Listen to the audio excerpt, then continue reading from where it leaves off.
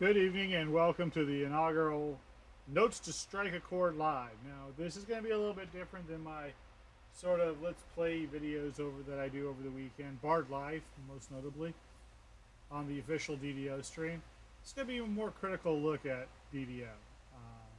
I love the game, but nothing's ever perfect. There are some things that it does right and everything, and some things that it just doesn't do well at all.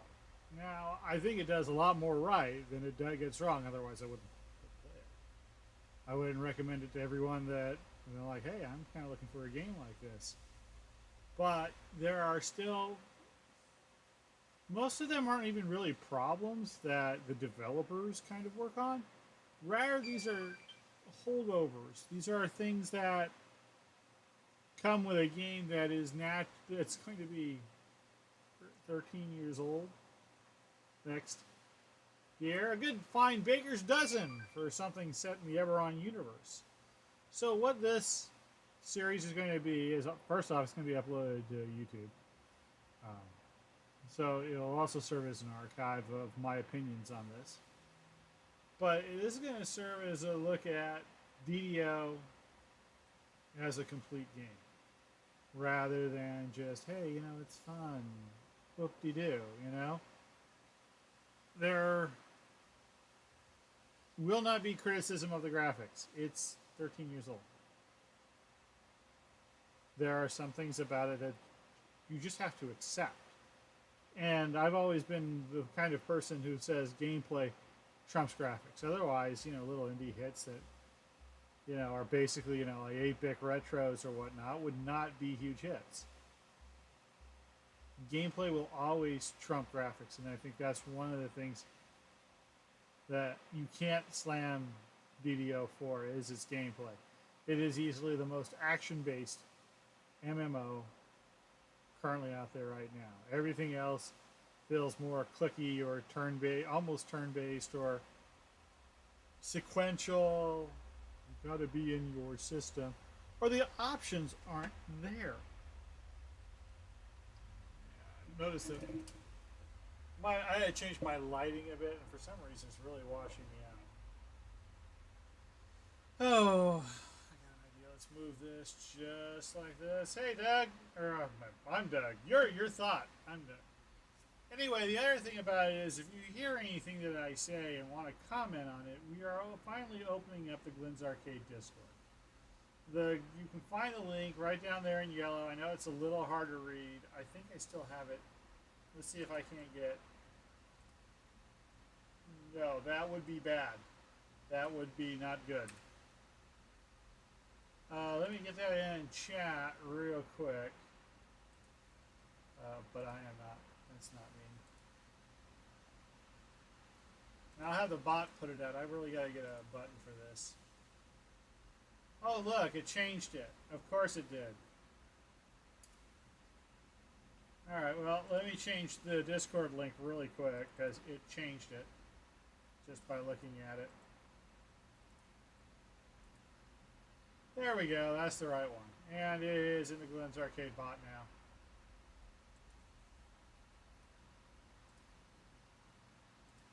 And I'm not going to leave that permanent. That will not be a permanent link, so don't copy it and think, oh, I'm going to be able to save it for later. Right now, as a test, I'm kind of doing this. But if you want to get on and talk about DDO, you can by using that link and joining the Chord channel. You'll see me in it. Of course, I'm not using it. I'm talking directly into the microphone. See, there's Gore right now. So now, if I hit the button, it should work. So the first thing, the first thing we're going to cover is Korthos Island, because when you decide to start on something, you start at the beginning. And we're going to take a look at what Korthos does right and what Korthos does not do well at all. And I have been playing another game, so naturally I am going to mess up stupid other games. Why would I play any other game? Playing the best one now. We just missed Rizia. That That's definitely going to be in a future update. I just thought about that. We're going to have to cover festivals. Because while Rizia is one of the better ones, it has sort of kind of fallen by the wayside.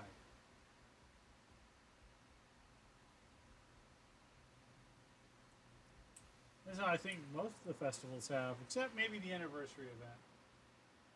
Well, they did quite a deal with Maybar. Well, we'll talk about that later. But you can see this is going to be a little bit like, me ranting a bit, but hey, that's fine. Glyn's Arcade, powered by Orange Cappuccino since 1973. That was my grandmother would not give coffee to a 6-month old. I had to wait a year. Boo. Bad grandmother. All right. Now, since Korthos is meant to be the starting zone, it's good that I think that it's not expansive. You can run around a bit, but it's not huge. Let's get a little bit of a bigger shot. There we go. You do have room to move around, so it kind of does feel like a nice little town. Plenty of things to jump up and on about. You can play Korthos parkour. There have been some interesting places I've gotten to. They've got some good vistas. Looking out from over the trainers.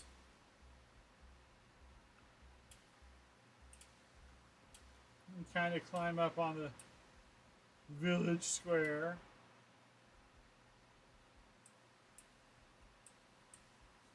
And it's just got these little nooks and crannies that you can kind of use to familiarize with the look of Eberron.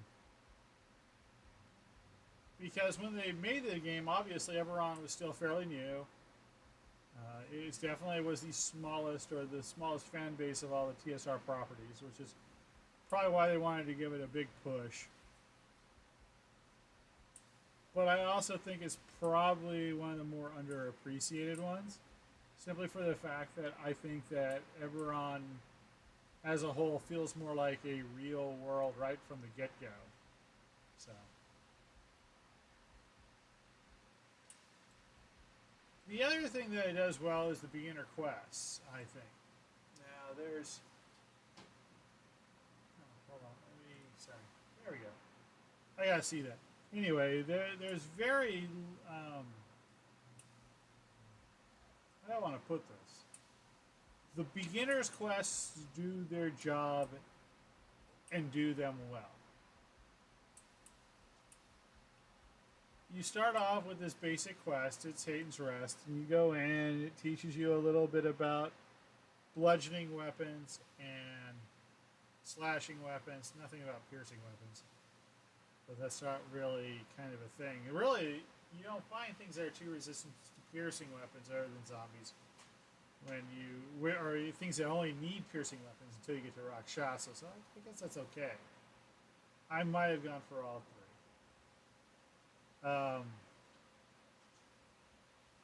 It also teaches you the crests system, where to unlock doors or barriers you need a crest of a certain thing, usually an animal like a bat or a monkey or a snake.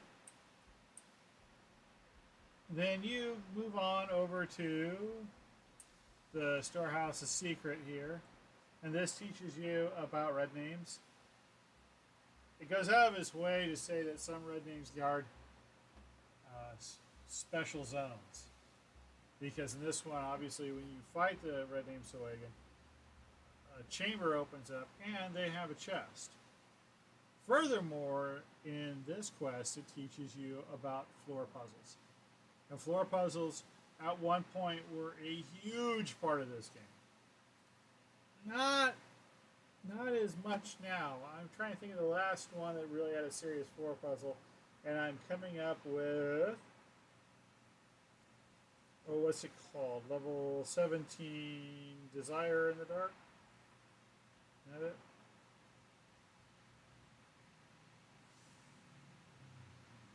It's the one where you have to fight the Death Cube and the Kobold.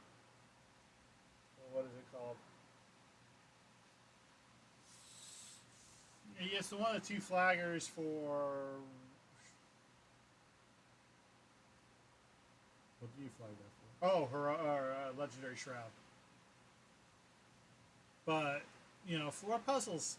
Man, there used to be like, you couldn't trip over a quest without getting a floor puzzle.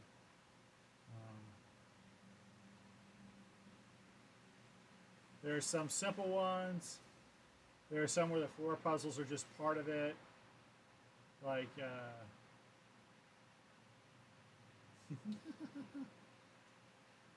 oh,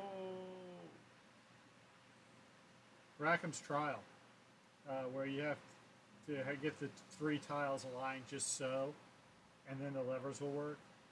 Then you can have really crazy ones, like the ones in, well, the big one, of course, is Ghost of the Chance. That's a huge floor puzzle. And then, of course, they start getting really nuts about them with Madness 2. And we have the Sane Asylum floor puzzle, which is considered to be one of the hardest in the game. There are 3 possible setups for it, which means 3 possible solutions. And since it's a floor and ceiling or left and right puzzle, you kind of have to memorize the layout. You just can't use one system to do it. As opposed to this one where you bust this one out really quick once you know the pattern. But you find them in Shanachor, you find them in Vulcanite 5. There's that big one in Von 5. They're just all over the place. So you need to know how they work. After that, we come over here to the Kenneth Crystal. And this teaches you about one of the worst parts of the game, of course, guarding. Hey, Doug, I think your ranger is anonymous. I can't find. There are not that many. Whoa, wait, hold on. I think I have something wrong.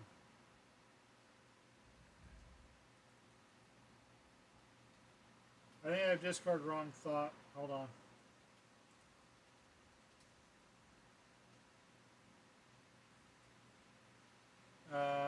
Let's see. There's my settings. All right.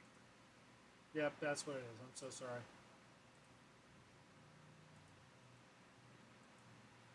Well, I kind of need that. Okay, hold on.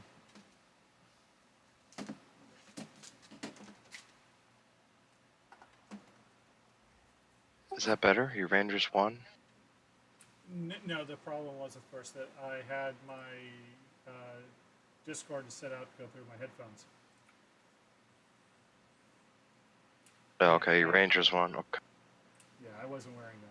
That was bad.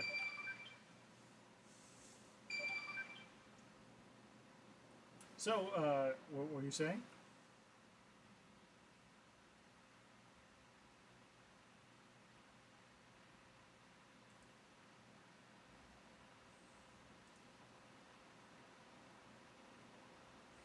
Is your ranger level 1? I can't find you on the who's list. Oh, no. I'm not actually playing tonight. I'm just going over things. Oh, okay. All right. My ranger is level 30.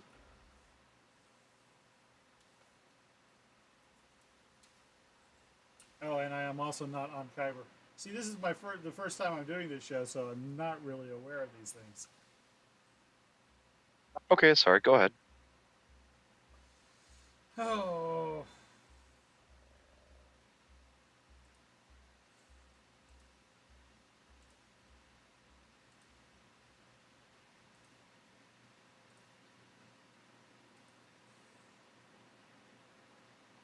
And I forgot to change the name of the game. Great, wonderful.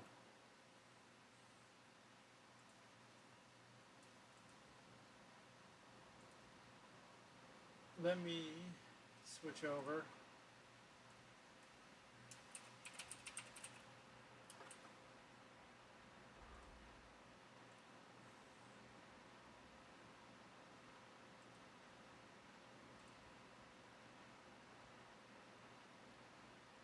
There we go. That should appear a lot better.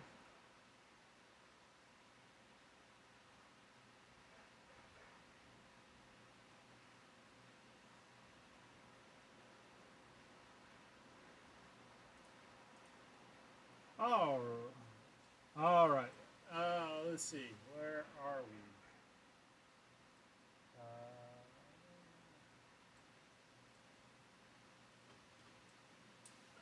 we? Okay.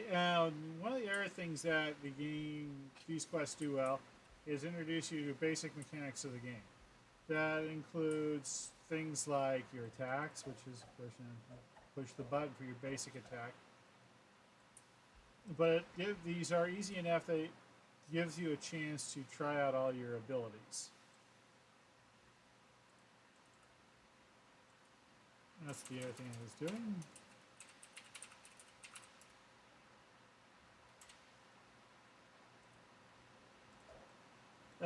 The other thing it's really good for is teaching you how to use the trap smithing.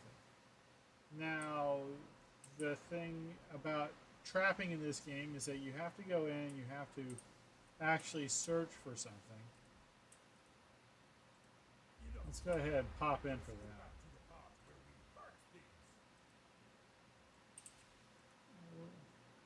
Wow, okay, there's a lot of... I don't think it likes me.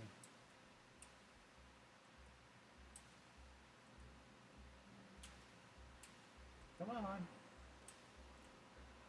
I took the quest, but it won't let me in Hayden's Rest. I don't know why. There it goes. Oh, we'll do this on Elite since I'm level 30. Reaper!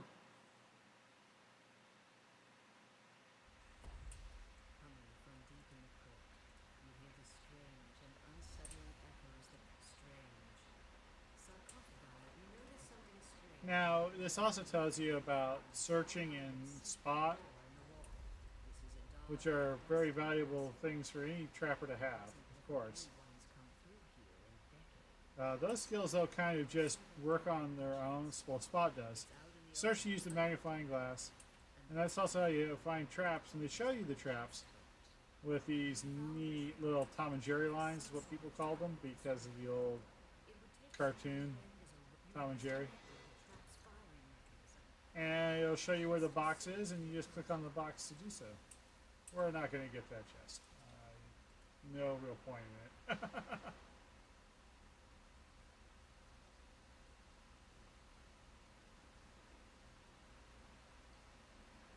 So in the first quest alone, it teaches you about secret doors, trapping, and the crests. And in the very next quest, you get to the floor puzzles. Then after that, it gives you a small other critical part of this game. All quests are instanced, but the other thing that's instanced are wilderness adventure areas, and it gives you a starter one. Which is actually bigger than both the ones in the Harbour. I mean, the Harbour gives you 2 for 800 kills. This gives you just 1 for 750, and I never completed it. Now, unlike the city zone back there in Korthos Island, the actual wilderness adventure area has baddies to fight.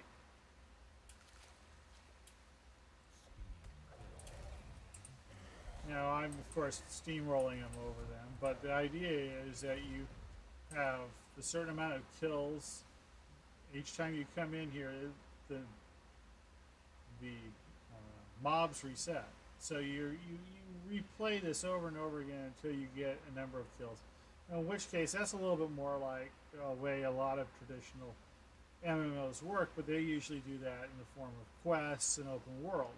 Say like over in Lotro, you'll have a quest, and your quest will be go kill 10 wolves for me.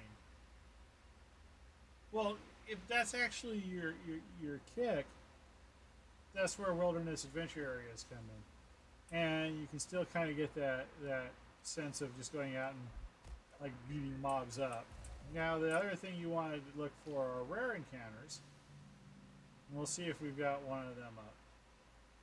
I haven't even done the Explorer out here? Okay, well, we can also do the Explorer. Let's see.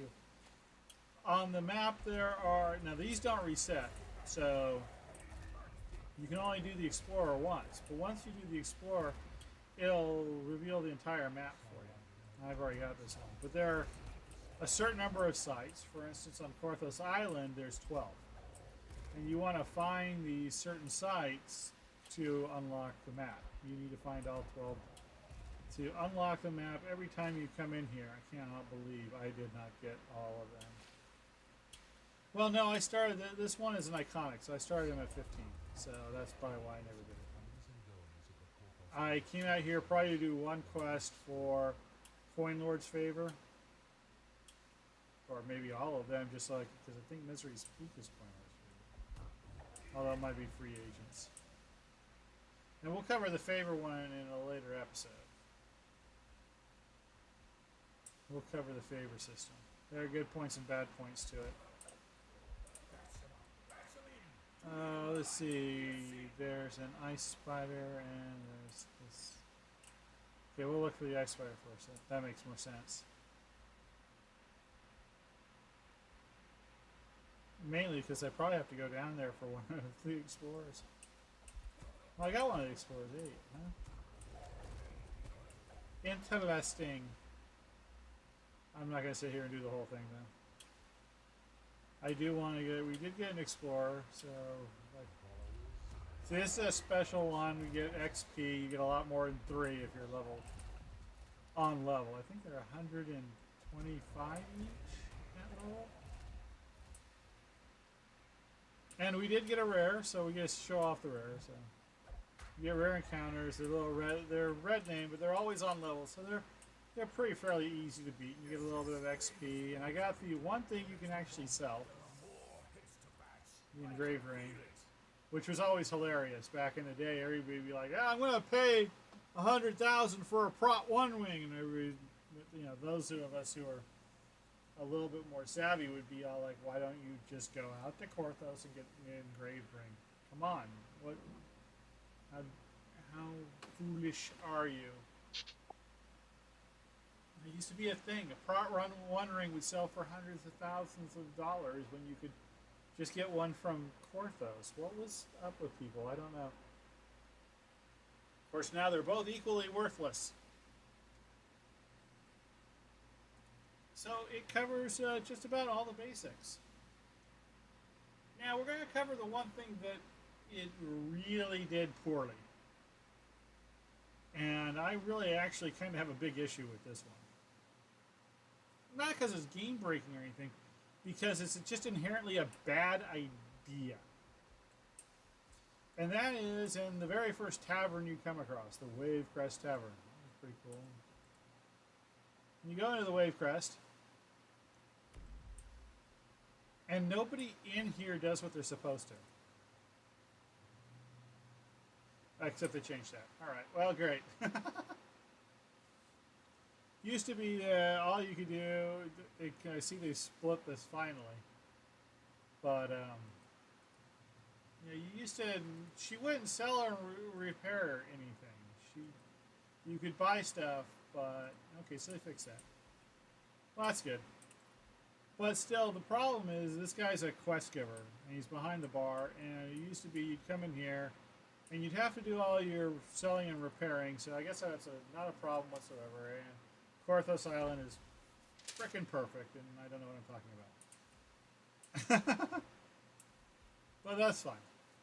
My problem with the bar used to be that it didn't work like any other bar in Eberron, but now it does. I wonder where they changed that. She didn't used to sell and repair stuff. Yeah, she didn't used to do the selling and repairing stuff, but apparently they changed that. I don't know when. That's the problem with my memory. I have a great long-term memory, but the problem is sometimes I rely on so much I never bother to stop to think that maybe they fixed my problems. Yeah, me too. All right, so now we really have to cover for me what I think are going to be the best part of this is where I talk about my pie in the sky stuff. What I want to see in each zone and what I desperately want to see is a Misery's Peak raid. I want to see the Misery's Peak inside turned into a full level 32 raid. I don't want it necessarily part of the Korthos Island chain. I don't even want it as a level 3 raid. if they were, and they don't even have to bring it back to Korthos, but they need to bring it back to Misery's Peak. Because I think the map inside is so awesome, it just lends itself to more than, hey, you finished Korthos Island. It would be really nice to see them come back to it, and maybe as part of Sharn, the Sharn expansion later on, as it moves on, we could definitely see the forces of Droam and the forces of the Kalashtars and all of that come back to try to, seeing how maybe you've helped the city of Sharn with the treasures of Zendrik, come and try to seal them off again. I also have some ideas for some loot that could drop in there. I'd like to see a rune arm called Hayton's Engine with a crystal shot, because Hayton's got a big problem in this zone, is the fact that you seem to break a lot of his crystals. And so I think he doesn't think that his King of Crystals are as rare as everybody else does, so maybe he can give you a rune arm that fires them. Next, I'd like to see a helm that has an Osicariex's Revenge. That's what I would name it, with a breath weapon enhancement because of the ending of course, the original Misery's Peak quest. It'd be great for a Dragonborn. Finally, I'd like to see a greatsword. I would like to see the greatsword be called Byron's Scout Sword, and it would have a purple augment and supreme monstrous humanoid bane. Perfect for going back out to Three Barrel Cove and chopping up Sawagan. Because everybody has this thing, and I'll show you him. Right here. This Barbarian Byron Scout Sword, this is almost everybody starts at level 1. This is kind of like your very first hireling. Because in all honesty, even if you're not very good at the old hack and slash, this guy will help you through it. Hey, I've got Bleep Loop. No, he wants me to play. Okay. Sorry, can't do it, Ed. I'm in the middle of the stream. Can't you see that? Alright. So that pretty much covers all of Korthos Island tonight. Well, there's a dragon in Misery's Peak. That's cool. Yeah, there's the dragon at the end of Misery's Peak. He turns Daristic Aristhren into a Mind Flayer sickle.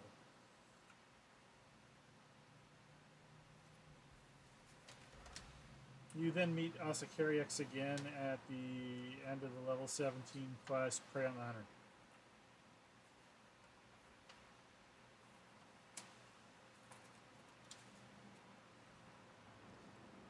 Alright, so let's move on now. We've seen Korthos Island and what it does well, which is everything, because I'm wrong.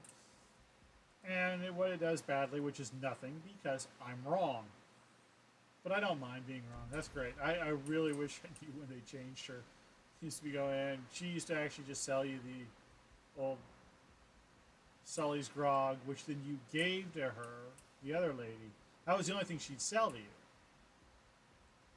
Alright, the Harbour. The plus is now you go into a much bigger area. The Harbour is not nearly as small as Korthos Island. It's a good sized area. You start down here now. It makes a little more, I don't think it makes any more sense actually.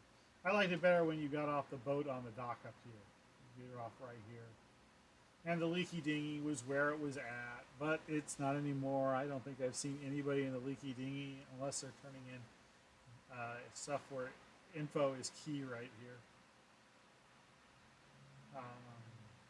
But it's still a good sized area and it's got lots of quests. Look at all these quests.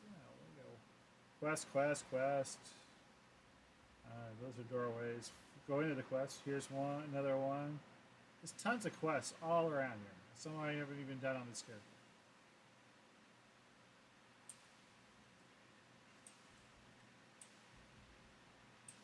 The other thing I think it does really well, oh, that's the one thing that Korthos did bad. I didn't show that off.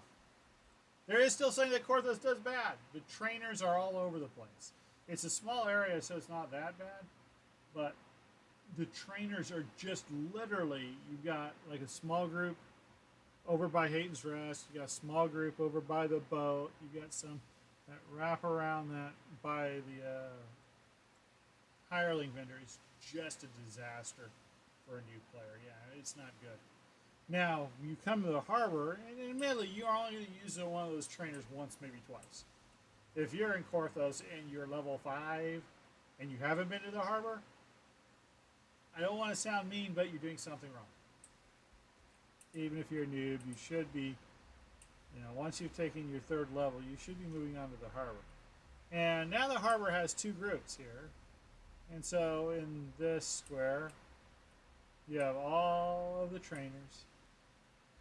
I mean, this is the most they scatter to. Really, these guys are probably the worst placed one because they're hanging around Dictarin. But everybody else, it's a nice little grouping. And then you have on the other side of the map, on the north side, you have the original group of trainers, which I still think is probably the best group of trainers in the game, rivaled really only by the trainers of House Deneath. The House Deneath trainers are really well laid out.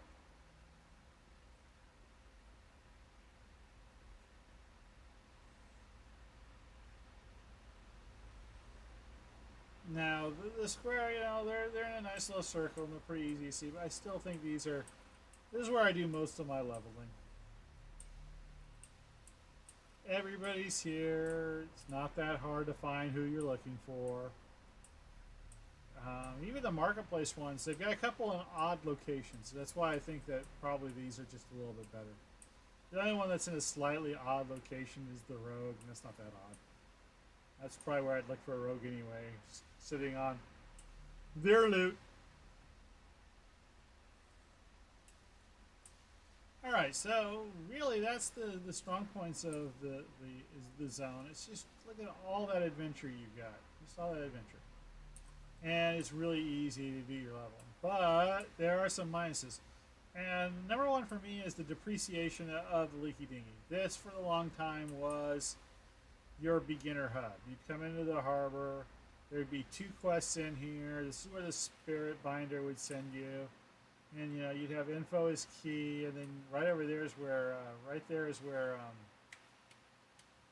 Bringing the Light used to be. And then you'd move your way up. These ledges, these platforms, and you'd start off with Haberdasher and Dirkskai's Secret. And so, really, now this area is dead. It's just info is key. You've got the solo quest, and this guy sends you to Airstone Inlet, but you come and do that quest anyway. And then over here used to be like a boat. But they moved the boat. Yeah, even 3 look at it. Even 3 Barrel Cove and Ataraxia are moving away from the Leaky Dinghy. I don't know.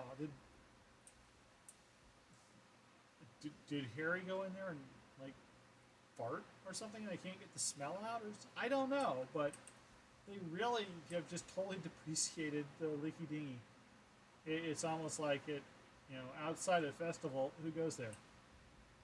This is the new quest, Lost at Sea. They put that there, but they moved. And even under the sea, they're there. Yeah, that's just under the sea.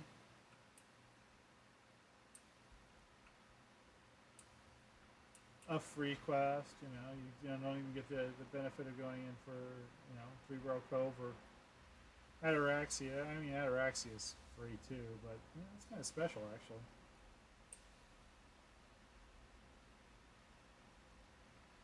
Alright, the other problem I have is the fact that they have really, really dumped a lot of quests in the harbor without really appreciating exactly what kind of chaos they might cause on low-level players. Now, this is really the point where low-level players are beginning to learn more about the game outside of the mechanics, more about quest placement and whatnot. And so you have a solo 1 quest here, and you have Haberdashers up there for level 3, and then you have Dirk the Derange, and his little quest right here, and then, oh my god, it's a level 15 quest. Maybe even level 31. Why is he here? I mean, for lore reasons, I understand, But I think both Calamy and him could have been stuck inside the inspired quarter. There. Like right here where it's kind of empty. You know, you can come in here without having bought the inspired quarter. It's a public zone. Stick them right here.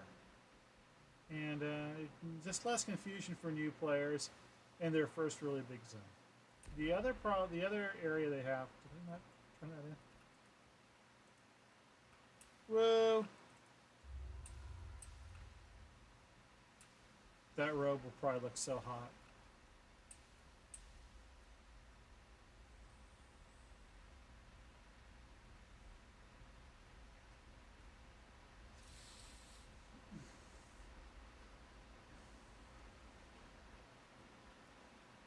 So the other question that kind of interrupts some people is this one. And you've got level 2 here, and then that's a hard quest for level 2. And then you have Guard Jung, and then you have Bang Missing quest level 15. Matter of fact, they're almost evenly spaced. It's like, this might be confusing to somebody. So it's 15, 2, 15, 2. Did they really do that? That would be hilarious. No, 2, 15. Oh my god. In this case, what I'd probably do is probably switch, bring the light over to this side, and the other 2 over to here. Because then you'd have the outer wall be like all 2 quests, and then the inner wall buildings be like the 15s and 16s. I think that would have been a better idea. Like I said, I just don't want new people to get confused. And I know there are lore reasons and whatnot, but we can save those for. Yeah, I think it's a byproduct of Epic and Heroic. Also, I think it's a byproduct of them trying to fill up space and make the harbor more, or as comparable to the other 2 big zones, Evening Star and the Marketplace.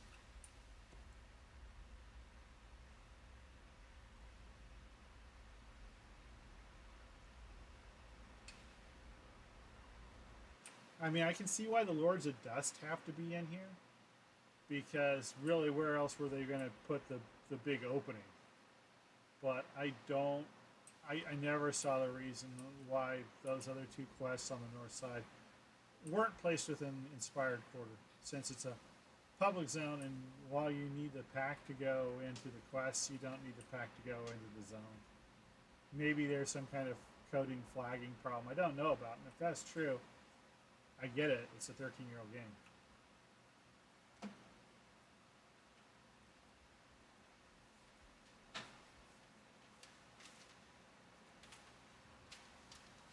Do I have any other problems? Let's say we've covered Grim and Barrett, high-level quest arcs, confused players. It doesn't look like it.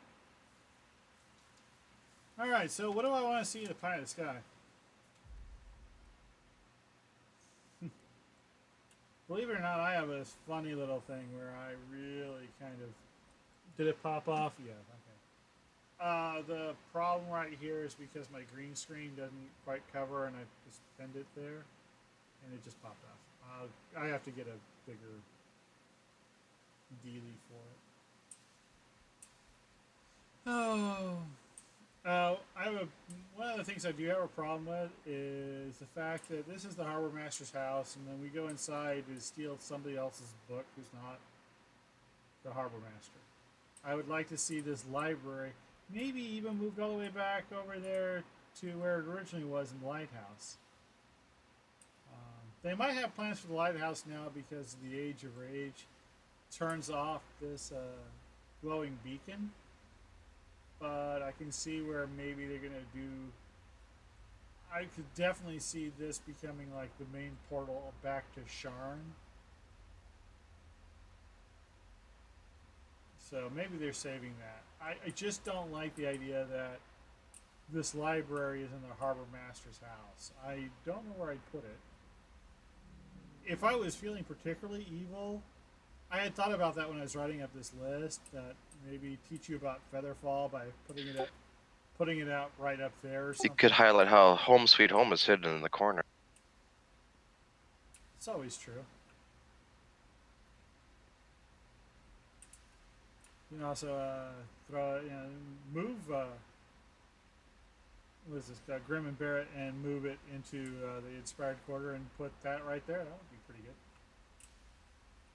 Yep. I'd like to see something more done over here too.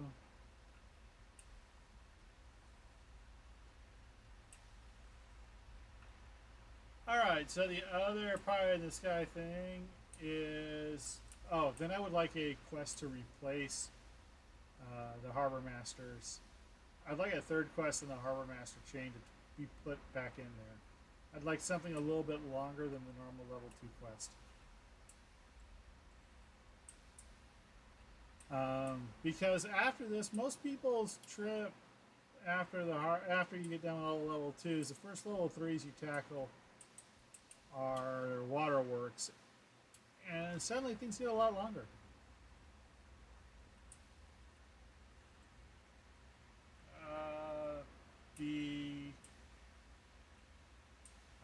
The harbor here features 2 short wilderness explorer zones, and I think they're both remarkable for how different they are. You have the traditional one here, out here in the Cerulean Hills. And we'll pop out and take a look, just a look at it. And this is the traditional one that's got Rares, Slayer, and Explorer. And it only goes up to 400. And I haven't even completed this yet. But it's a big outdoor zone. It's fairly big. I can't show it to you because I haven't done it. But it's not small by any means. But as far as size Cerulean. This is the other. Yeah, this is the Cerulean Hills, and it's not small by size, but it's only 400 kills out here. And so if you're kind of moving your way through it and just doing it, odds are the hardest part's going to be your rare encounters, especially that stupid farmer out in the corner. Or it is, never mind. I'm sorry? I always liked this one. Oh, the Cerulean Hills is definitely one of the prettiest zones in the game. The other quest zone they have, of course, is the waterworks itself, and it has no explorers. And I always thought that was odd. Maybe in my pie in the sky thing to give you the explorers.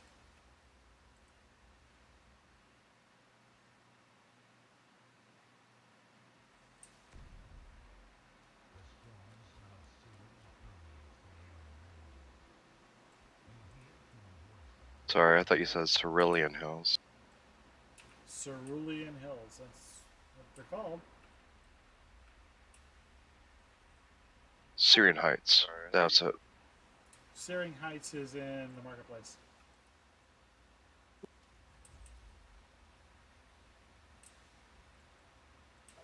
So maybe that bridge up there could be an explorer, and then there's that chamber on the other side.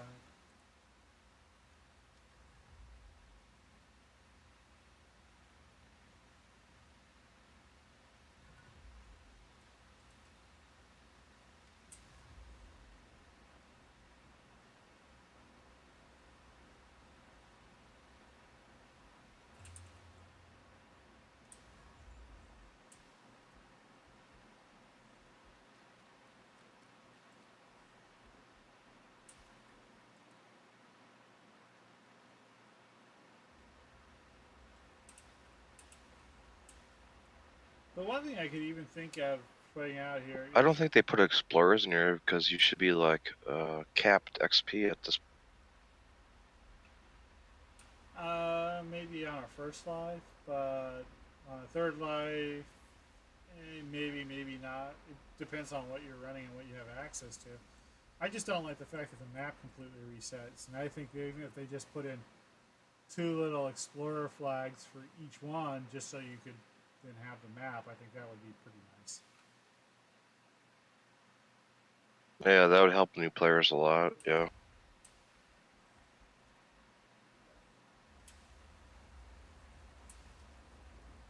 The funny thing is that the Cerulean Hills, of course, does connect to the Searing Heights. Let's see that.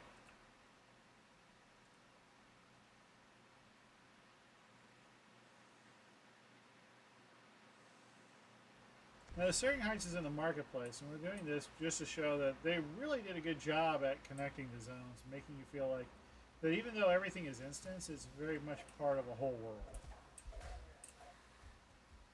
As you can see, I have on this character, I have done literally nothing here. He started at 15. I think I started on Mimic Terran, and that was it. But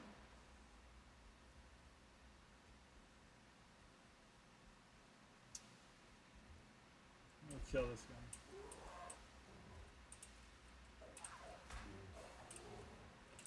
Boy, people just want to have fun. In the Cerulean Hills, one of the things that you find is where the river has been dammed up, and here's the dam from the other side. This river flows through the Searing Heights and into Stormreach Harbour, but this is the same river that flows through the Cerulean Hills and is dammed up. So I thought that was a pretty neat thing for them to put in.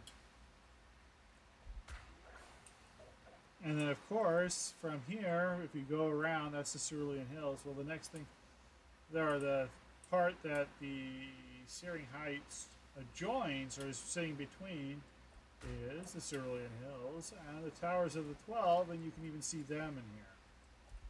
That's another Explorer Zone. If I had D-Door, this would be really easy to get to, because it's just on the other side. You go the other way. Obviously, it would be because this is between them. Well, we kind of need a little bit of a extended play, so we'll go ahead and do that.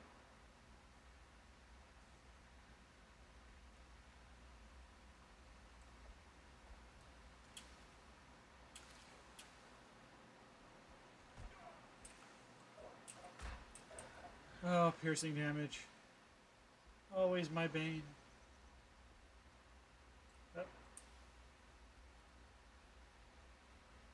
Like every game, there's lag. Sorry, it's just a way of life. Servers are expensive to maintain. I never found the lag in DDO to be particularly awful when the hamsters are well fed. You gotta show me where the Towers of 12 are. I missed that. I'm going to the Towers of the 12 right now.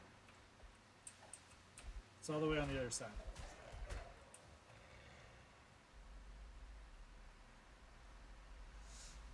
It's through the chamber where you fight the archer.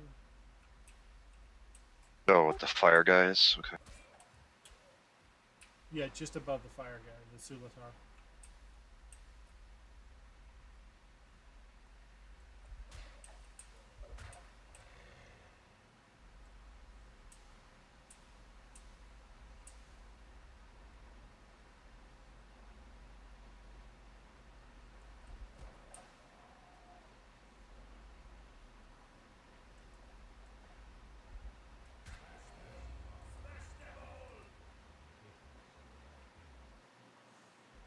It's a little awkward. You can't go really directly there because this is this topmost part.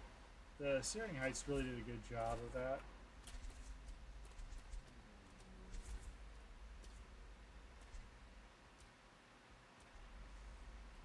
If you go watch the old Notes to Strike a Chord series that I had, I think there were 19 episodes. No, there were 21 episodes and one special. I did do best explorer spots, and this was number 2 on it, or one of the Searing Heights has number 2 on that list. But they're the Towers of the 12. You actually can look right over them, see the Towers of the 12. So you can connect right to this Cerulean. There's the harbor. Or I'm sorry, not the harbor. Let me zoom in. I see them. Yep. There's the market.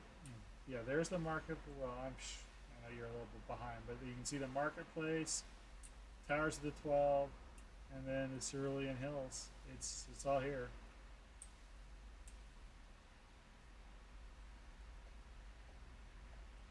And I think that's not bad for a piece of free.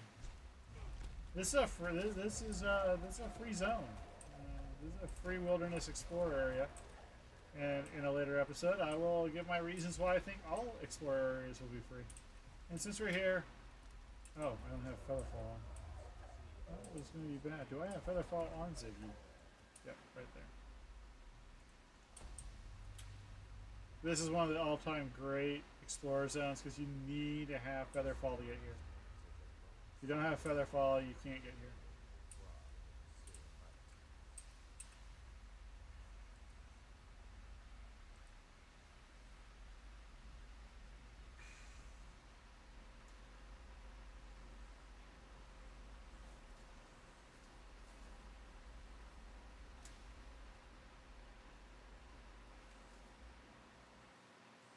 So, is there, since you decided to come on and talk, is there anything you'd like to see added to Korthos Island or the harbor? No, I think you're doing a great job helping new players too. Well, thank you. But like I said, I was asking if there more along the lines. Do you think that anything that could be that you think that you would like to see added to the zones? Catacombs.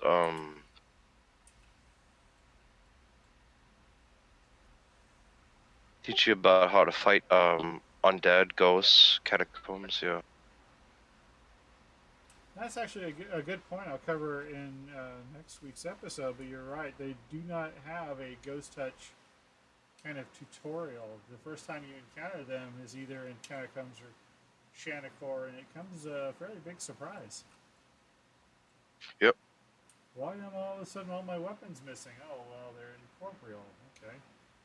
Definitely, definitely could need something in that line.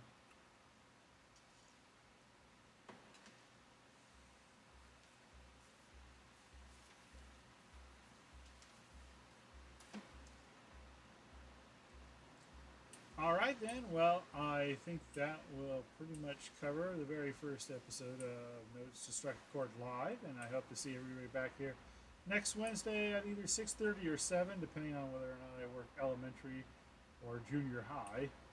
And the next episode we will cover, let's see, we'll cover the marketplace and the very first of the houses, usually the first house most people go into, House Denis. With that, I hope everybody has peace and good questing, and we will see you next week.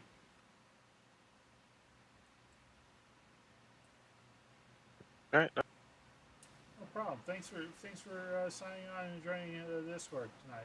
Bob Gore, I didn't think I was going to have anybody join. I really appreciate it.